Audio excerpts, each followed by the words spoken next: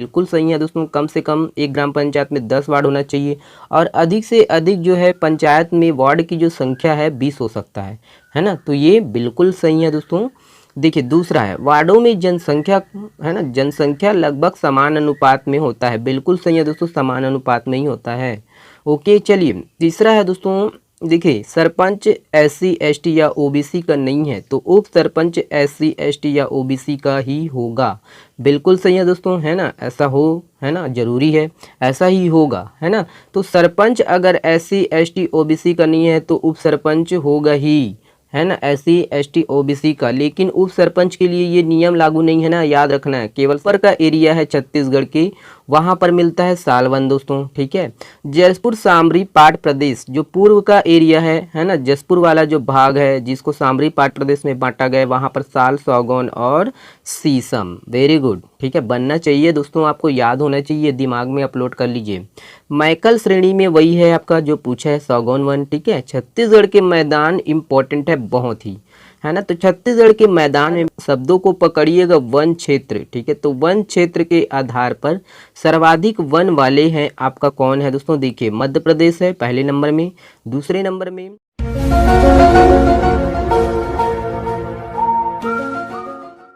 Hello friends, नमस्कार। मैं D प्रसाद आपका बहुत बहुत स्वागत करता हूं हमारे इस यूट्यूब चैनल पर। आज हम दोस्तों व्यापम की तरफ से जो वैकेंसी निकली है संयुक्त भर्ती परीक्षा, इसके लिए दोस्तों आज हम जीएस से संबंधित प्रश्नों को देखेंगे। ये वीडियो नंबर 2 है दोस्तों। इससे पहले भी वीडियो 1 बन चुका है, पार्ट 1। वो वाला वीडियो अगर आप देखे नहीं हैं तो वीडियो कंप्लीट होने के बाद ज़रूर देखिएगा दोस्तों, ठीक है। और हम लोग ना केवल प्रश्नों को देखते हैं दोस्तों, बल्कि पूरा का पूरा विश्लेषण करते हैं, संभावित देखते हैं कि इनसे जो है प्रश्न बन सकता है। वीडियो को पूरा देखिएगा दोस्तों और अपने दोस्तों तक ज़रूर शेयर करिएगा जो इस एग्ज़ाम की तैयारी कर रहे हैं दोस्तों, ठीक है।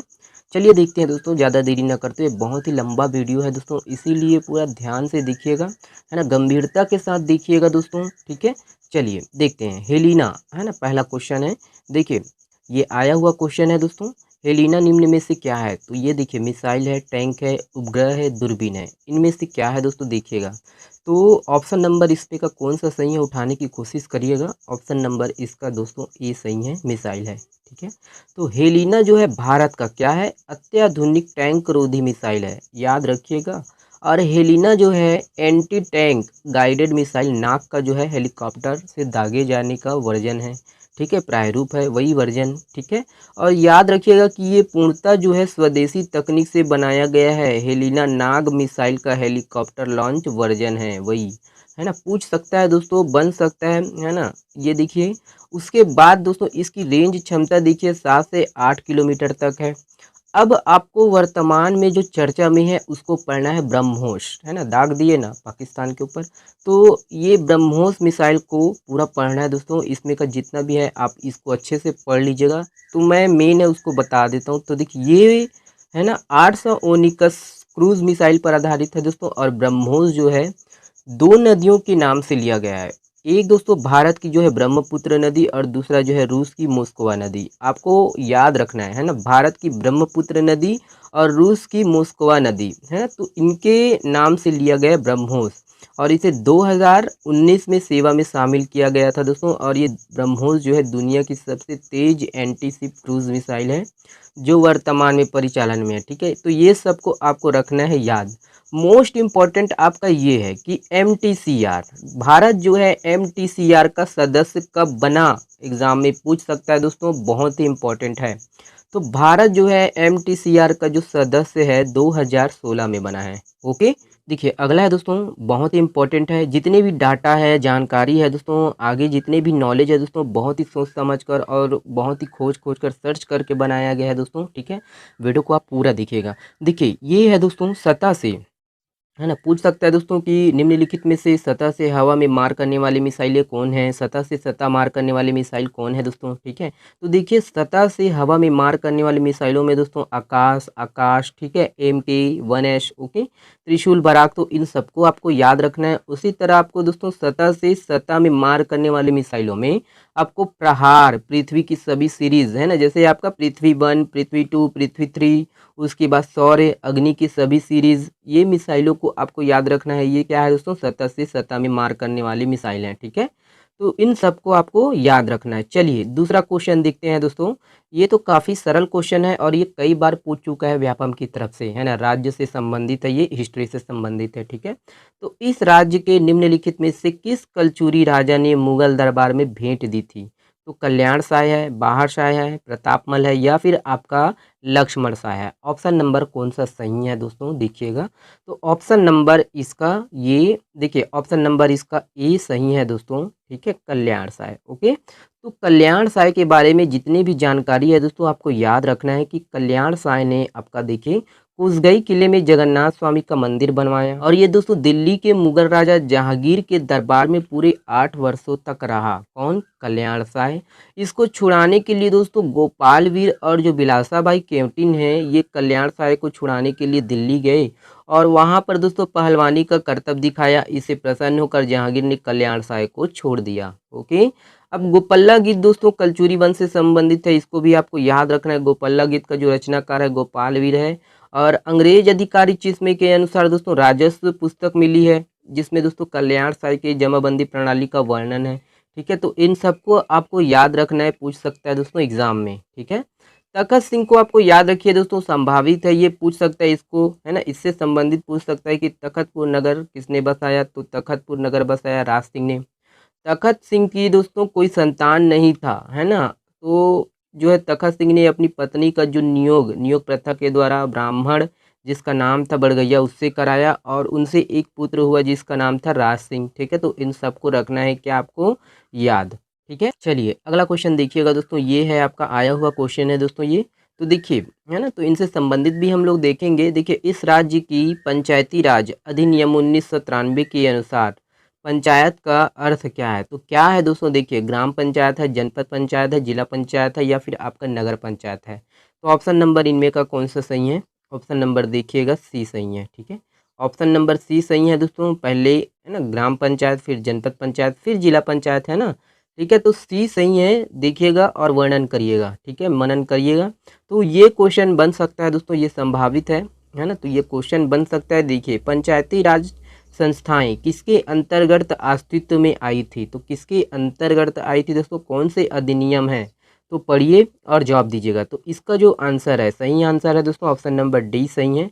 73वां और 74वां संशोधन अधिनियम से अस्तित्व में आया था पंचायत, ठीक है। तो ये है। अब देखिए दोस्तों, ये क्या है कि पंचायत, है ना, ये बनाया गया क्वेश्चन है दोस्तों, आपको बनना चाहिए ये वाला, है ना। तो देखिए, ग्राम पंचायत के संबंध में क्या सही नहीं है? तो देखिए, एक ग्राम पंचायत के अंतर्गत कम से कम 10 वार्ड और अधिकतम 20 वार्ड हो सकता है। बिल्कुल सही है दोस्तों, कम से कम एक ग्राम पंचायत में 10 वार्ड होना चाहिए और अधिक से अधिक जो है पंचायत में वार्ड की जो संख्या है 20 हो सकता है ना। तो ये बिल्कुल सही है दोस्तों। देखिए, दूसरा है वार्डों में जनसंख्या, है ना, जनसंख्या लगभग समान अनुपात में होता है। बिल्कुल सही है दोस्तों, समान अनुपात में ही होता है। ओके, चलिए तीसरा है दोस्तों। देखिए, सरपंच SC ST या OBC का नहीं है, तो उप सरपंच SC ST या OBC का ही होगा। बिल्कुल सही है दोस्तों, है ना, ऐसा हो, है ना, जरूरी है, ऐसा ही होगा, है ना।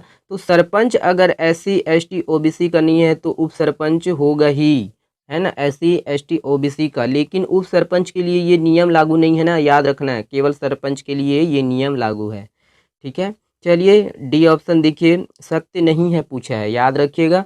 यदि सरपंच या उप सरपंच लोकसभा, राज्यसभा, विधानसभा में चुन लिया जाता है या सहकारी समिति का सभापति या उप सभापति हो तो उसे अपना पद छोड़ना नहीं पड़ता। बिल्कुल गलत बात है दोस्तों, पद छोड़ना पड़ता है ना।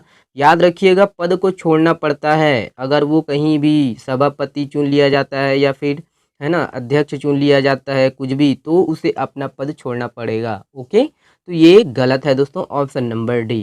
वेरी गुड, ठीक है। अब देखिए, चलिए, ये भी इम्पोर्टेंट है, ये आया हुआ क्वेश्चन है ना। वैसे ही इम्पोर्टेंट है उस समय के लिए, लेकिन अभी जो आगे बताने वाले हैं वो बहुत इम्पोर्टेंट है। इनसे संबंधित जो डाटा है, वन से संबंधित जो डाटा है ना, फॉरेस्ट रिपोर्ट का, वो भी इम्पोर्टेंट है दोस्तों। चलिए देखिए, ISFR रिपोर्ट का देखिए, मैकल श्रेणी, ओके माफ़ करिएगा दोस्तों, मैकल पर्वत श्रेणी में मिलते हैं। तो क्या मिलते हैं दोस्तों? साल के वन, सागौन के वन, बेजा के वन या बांस के वन। इसका जो आंसर है दोस्तों ऑप्शन नंबर 20 सही है, सौगौन के वन। ओके, तो मैकल श्रेणी में सौगौन के वन मिलते हैं दोस्तों। अब देखिए आपको याद रखना है कि कौन से एरिया में, जैसे आपका पूर्वी बघेलखंड हो गया, ठीक है, मैकल श्रेणी, जसपुर सामरी पाट प्रदेश, डनकारक का पठार, इनमें कौन कौन से वन मिलते हैं, छत्तीसगढ़ के मैदान में कौन कौन से वन मिलते हैं, तो इन सबको आपको रखना है याद, ठीक है। तो पूर्वी बघेलखंड जो ऊपर का एरिया है छत्तीसगढ़ की, वहाँ पर मिलता है साल वन दोस्तों, ठीक है। जसपुर सामरी पाट प्रदेश जो पूर्व का एरिया है ना, जसपुर वाला जो भाग है जिसको सामरी पाट प्रदेश में बांटा गया है, वहाँ पर साल, सौगौन और शीशम। वेरी गुड, ठीक है, बनना चाहिए दोस्तों, आपको याद होना चाहिए, दिमाग में अपलोड कर लीजिए। मैकल श्रेणी में वही है आपका जो पूछा है, सौगौन वन, ठीक है। छत्तीसगढ़ के मैदान इंपॉर्टेंट है बहुत ही, है ना, तो छत्तीसगढ़ के मैदान में मिलते हैं दोस्तों आपका मिश्रित वन, और यही जो वन है वो छत्तीसगढ़ में सबसे ज़्यादा पाया जाने वाला वन है, कौन, मिश्रित वन। Very good. दंडकारा का पठार में दोस्तों देखिए ये वाल हो गया है, ये साल है, साल वन मिलते हैं, है ना, तेंदु भी मिलते हैं, इसीलिए तो बस्तर को क्या बोलते हैं, साल वनों का द्वीप बोलते हैं, ठीक है। तो देखेंगे अभी आगे जो इम्पोर्टेंट है उसको देखेंगे हम लोग। देखिए ये भारत वन स्थिति रिपोर्ट 2021 जिसे ISFR India state of forest report, ठीक है, तो देखेंगे। तो अभी जो है 2021 में ये रिपोर्ट है, कौन सा संस्करण है, 17, ठीक है। और ये रिपोर्ट जो है इम्पोर्टेंट है दोस्तों, ये रिपोर्ट भारतीय वन सर्वेक्षण संस्थान, भारतीय वन सर्वेक्षण देहरादून उत्तराखंड के द्वारा जारी किया जाता है दोस्तों, और ये हर 2 वर्षों में ये रिपोर्ट निकाला जाता है, ठीक है। अब इसी रिपोर्ट के अनुसार दोस्तों कौन से जो है राज्य पहला है या दूसरा है, तो वन, यहाँ पर शब्दों को पकड़िएगा, वन क्षेत्र, ठीक है। तो वन क्षेत्र के आधार पर सर्वाधिक वन वाले हैं आपका कौन है दोस्तों, देखिए मध्य प्रदेश है पहले नंबर में, दूसरे नंबर में अरुणाचल प्रदेश है, और तीसरे नंबर में छत्तीसगढ़ है, ठीक है। तो इसी को आंसर लीजिएगा दोस्तों, व्यापम और PSC यही आंसर लेता है, ठीक है, तो याद रखना है। अब देखिए ये वही है, तीसरा है, ठीक है। तो छत्तीसगढ़ राज्य वन आवरण फॉरेस्ट कवर, यहाँ पर देखिए फॉरेस्ट कवर पूछा है और फॉरेस्ट एरिया पूछा है, वन क्षेत्र के आधार पर छत्तीसगढ़ देश भर में तीसरा स्थान है ना। अब ये वाला है देखिए इंडियन फॉरेस्ट रिपोर्ट 2021 के आधार पर छत्तीसगढ़ राज्य का वन आवरण क्षेत्रफल आपको याद रखना है कितना है, 55,717 वर्ग किलोमीटर। ओके, तो बहुत ही ये इम्पोर्टेंट है, ये डाटा को आप अपने दिमाग में इजिप्ट कर लीजिए दोस्तों, 55,717 वर्ग किलोमीटर। बहुत ही दोस्तों काफ़ी सोच समझ कर और काफ़ी सर्च कर ये डाटा लाया गया है, ठीक है। नेट से देखिएगा दोस्तों, बुक में तो अलग अलग ही दिया है, ठीक है, बुक में तो अपना अलग अलग ही दिया है, लोकल बुक है ना, तो पढ़िएगा, अच्छा वाला बुक पढ़िएगा दोस्तों, लोकल बुक में तो बहुत ही, ठीक है, डाटा इधर से उधर किए हैं, है ना। अब देखिए क्षेत्रफल के आधार पर जो राज्य में सर्वाधिक जो है वन कौन कौन से है दोस्तों, ये देखेंगे, ठीक है। तो पहला तो आपका मध्य प्रदेश है, ठीक है, तो मध्य प्रदेश में है, देखिए मध्य प्रदेश प्रथम स्थान पर है 77,493 वर्ग किलोमीटर पर। द्वितीय स्थान पर आपका अरुणाचल प्रदेश है 66,431 वर्ग किलोमीटर पर, है ना। तृतीय पर है दोस्तों अपना छत्तीसगढ़ 55,000, वही है 717 वर्ग किलोमीटर। ओके, तो ये है आपका कुछ कुछ इम्पोर्टेंट फैक्ट है, इसको भी आप देख लीजिए। ISFR रिपोर्ट के अनुसार दोस्तों 2021 की रिपोर्ट के अनुसार भारत का जो है कुल वनावरण का क्षेत्रफल 7,13,789 वर्ग किलोमीटर है, और इस रिपोर्ट मतलब ये जो रिपोर्ट है 2019 की तुलना में 1,540 वर्ग किलोमीटर की वृद्धि हुई है, और प्रतिशत में बात करें दोस्तों तो 0.22% की वृद्धि हुई है। ओके, तो ये है आपका इम्पोर्टेंट, और भी है बहुत सारे दोस्तों, पढ़ लीजिए, काफ़ी इंपॉर्टेंट है, 1-2 क्वेश्चन आ जाएगा तो बहुत है दोस्तों। आदमी 1 नंबर 2 नंबर के लिए ही चूकता है, रोता है, ठीक है, ये है ना। तो देखिए देश के कुल भौगोलिक क्षेत्र का 21.71% कुल वनावरण है ना, कितना प्रतिशत है ना, कुल, तो देश के कुल भौगोलिक क्षेत्र का जो है 21.71% क्षेत्र में वन है। ओके, वनावरण है, ऐसा बोला है दोस्तों। अब देखिए छत्तीसगढ़ में कुल क्षेत्र में कौन कौन से हैं, आरक्षित वन कितने हैं, संरक्षित वन कितने हैं, अवर्गीकृत वन कितने हैं, तो पूछ सकता है दोस्तों एग्जाम में। तो ये 2021 की रिपोर्ट के अनुसार है, आप देखिए वर्तमान में है ना ये, ठीक है। तो देखिए आरक्षित वन में दोस्तों क्षेत्रफल में इतना है 25,782.17, और प्रतिशत में बात करें तो 43.13, ठीक है। वहीं संरक्षित वन देख लीजिए दोस्तों, क्षेत्रफल में है आपका 24,036.10, है ना, तो ये है आपका। अब उसके बाद प्रतिशत में बात करें दोस्तों तो 40.22% है।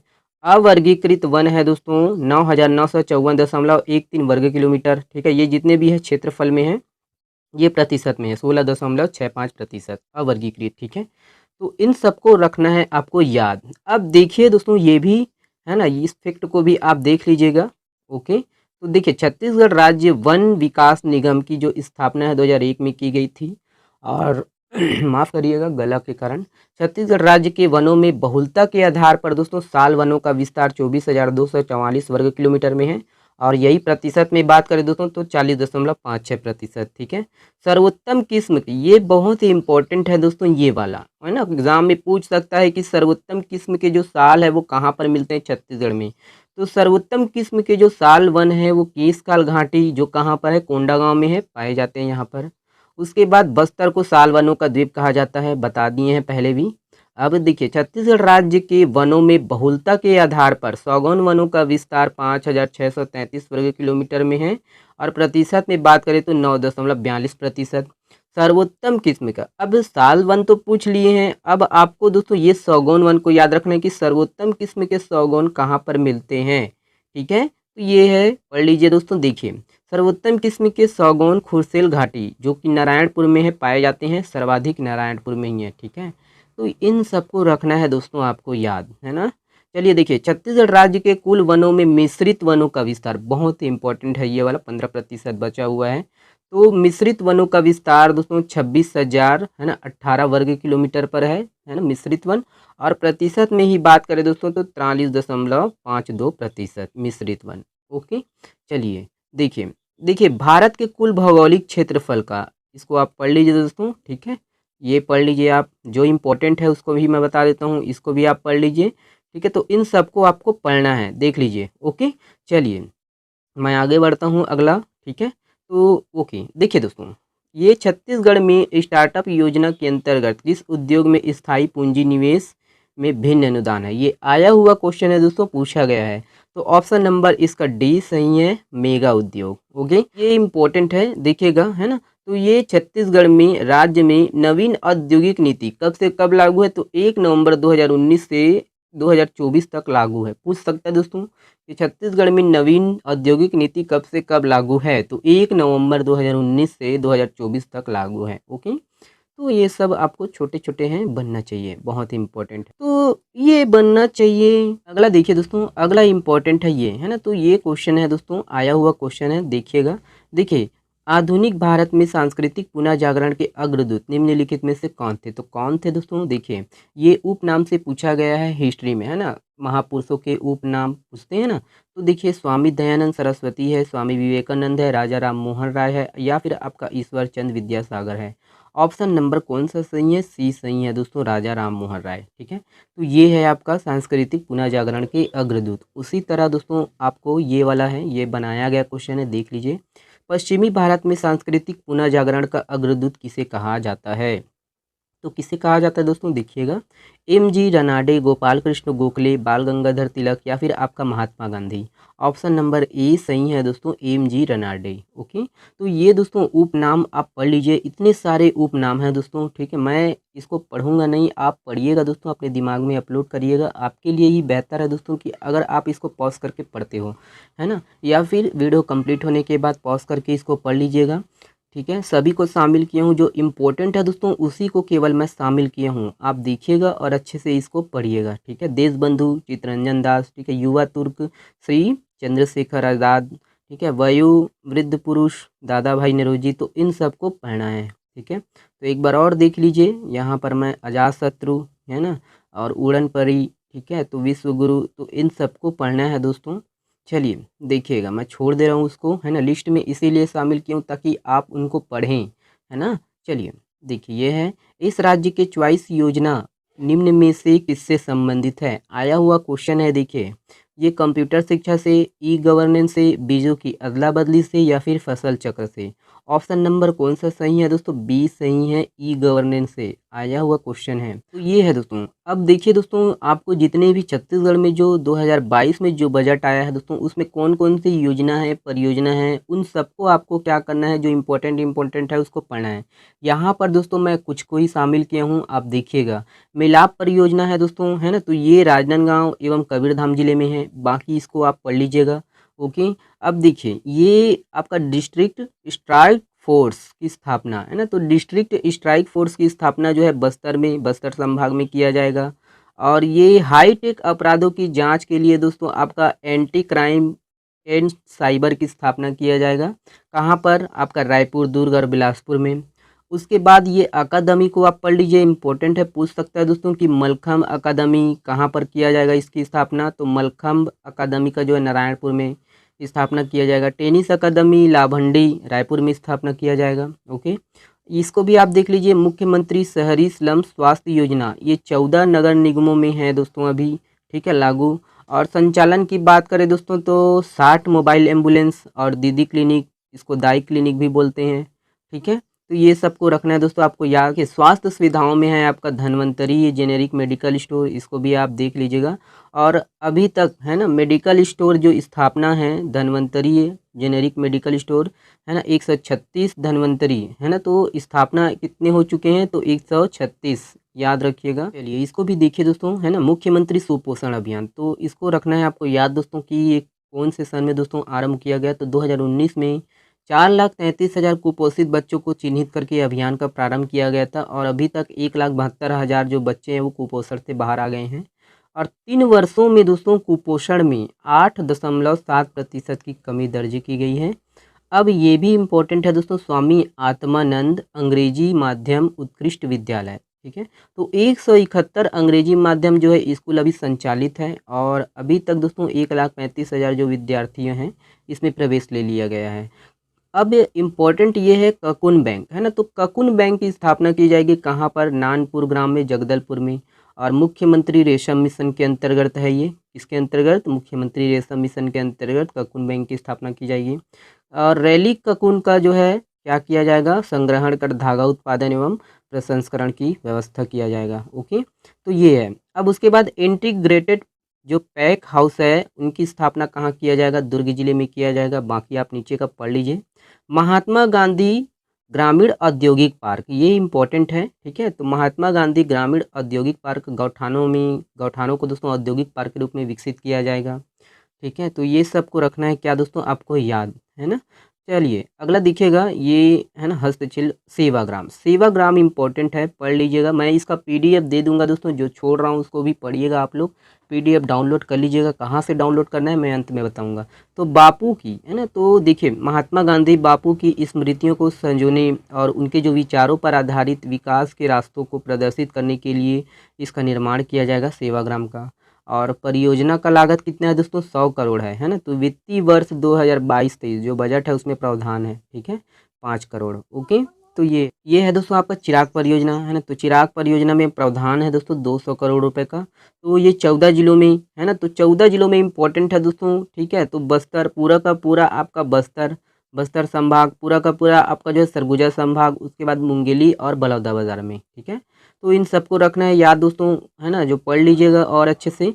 राजीव गांधी किसान योजना, तो इसके लिए 6,000 करोड़ रुपए का प्रावधान है, ठीक है। तो अगला देखते हैं, राजीव गांधी ग्रामीण कृषि भूमिहीन मजदूर न्याय योजना, तो इसके अंतर्गत आगामी वर्ष से दोस्तों जो वार्षिक सहायता 6,000 दिया जाता था उसको 7,000 किया जाएगा, ठीक है। और ये भी है दोस्तों जो इसी के अंतर्गत ही है, जो आदिवासियों के वो जो देव स्थल है, यहाँ पर पूजा करने वाले जो बैगा है, मांझी है, ठीक है, गुनिया पुजारी, इनको भी इस योजना में शामिल किया गया और इनको भी 7,000 रुपये वार्षिक सहायता दिया जाएगा, ठीक है।